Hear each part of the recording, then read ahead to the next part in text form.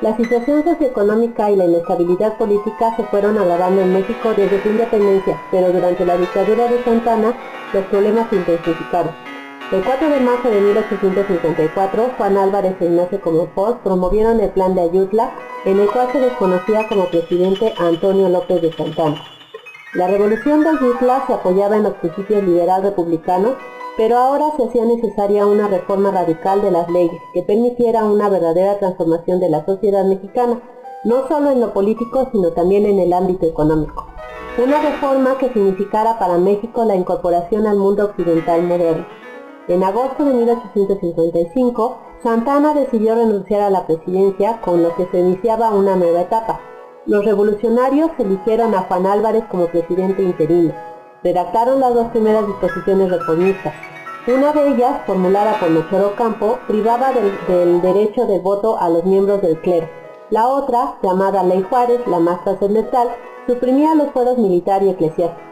Estos primeros ataques dirigidos contra las dos instituciones más poderosas del grupo conservador provocaron la reacción de los integrantes de ese grupo, quienes utilizaron la influencia ideológica del clero para incitar al pueblo a la rebelión.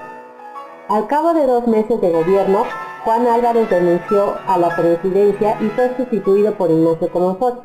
El nuevo gobierno continuó con la reforma legislativa y, pese a las protestas, el ministro de Hacienda Miguel Lerdo de Tejada expidió una ley que desamortizaba los bienes del clero. José María Iglesias, miembro y ministro de Justicia, expidió la ley Iglesias, que prohibía el cobro de derechos y obligaciones parroquiales a los pobres. La promulgación de estas leyes creó un ambiente social muy tenso. El gobierno de Comonfort se vio atacado por un grupo de sublevados. El gobierno sofocó el movimiento y convocó a un congreso extraordinario que había de formular la Constitución de 1857.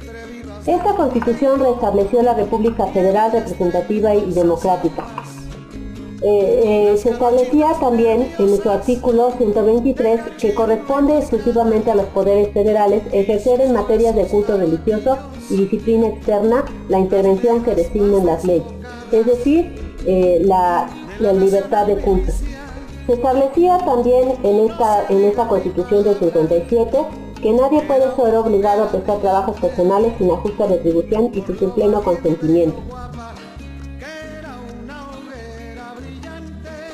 En diciembre de 1857, los conservadores de la Ciudad de México, encabezados por el general Félix Zuluaga y de acuerdo con el presidente Comonfort, proclamaron el Plan de Tacubaya, que rechazaba la Constitución de 1857. Benito Juárez fue hecho prisionero junto con el presidente del Congreso y 3 diputados más. Los liberales les reprocharon esta conducta y los conservadores desconfiaban de él, de manera que decidió Comonfort dar marcha atrás y ponerse nuevamente del lado liberal. El 11 de enero de 1858, Félix Zuluaga se pronunció en contra de Comonfort y pidió su destitución como jefe del movimiento. Enseguida, Comonfort renunció a la presidencia para entregarle a la persona que la Constitución designaba como sustituto, es decir, a Juárez. En la Ciudad de México, Félix Zuluaga tomó posesión del Palacio Nacional y fue reconocido como presidente por el grupo conservador. La Guerra de Reforma tuvo una duración de 3 años y durante ese lapso coexistieron los dos gobiernos en un México dividido en sendas facciones, cada una de las cuales defendía su ideología e imponía las leyes a sus seguidores, así como las exigencias propias de un estado de guerra. Entre las desventajas que el gobierno liberal tuvo durante la Guerra de Reforma, quizá la más grave fue la falta de recursos financieros. En junio de 1859, Juárez decidió promulgar lo que sería la primera de las leyes de reforma. El 12 de julio se dio a conocer el manifiesto y se expidieron la ley sobre nacionalización de los bienes del clero y separación de la Iglesia y del Estado. El 23 de julio, la del matrimonio civil, el 31 de la desecularización de cementerios, el 11 de agosto, la que fija el calendario de fiestas laicas, y el 4 de diciembre de 1860, la de la libertad de culto. El tratado entre los gobiernos liberal y Estados Unidos se firmó en circunstancias desesperadas, aunque gracias a la firme oposición de Melchor Ocampo a toda cesión territorial, las condiciones de reconocimiento se modificaron y se consiguió además que el tratado se convirtiera en una alianza entre México y Estados Unidos.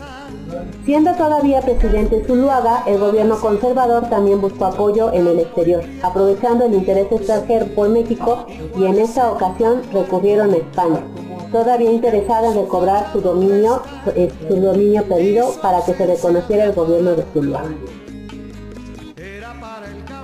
En la guerra de reforma terminó al triunfar los liberales, cuya alianza con Estados Unidos permitió que en una pequeña escuadra de este país situada en Veracruz se evitara un bloqueo marítimo que Miramón intentaba realizar con los 2 barcos de guerra comprados en Cuba. Antes de que pudieran llegar a Veracruz, las naves fueron detenidas por el comandante Turner bajo el cargo de piratería, ya que no portaban la bandera mexicana. De esta manera se frustró el bloqueo terrestre que Miramón había planeado, además del marítimo, y a partir de ahí las fuerzas conservadoras sufrieron derrotas de consideración hasta el triunfo final del ejército liberal, cuando González Ortega derrotó a Miramón en Calpulalpa, cerca de la capital de la República, el 22 de diciembre de 1860. Días después, el gobierno de Juárez se instalaba en la capital.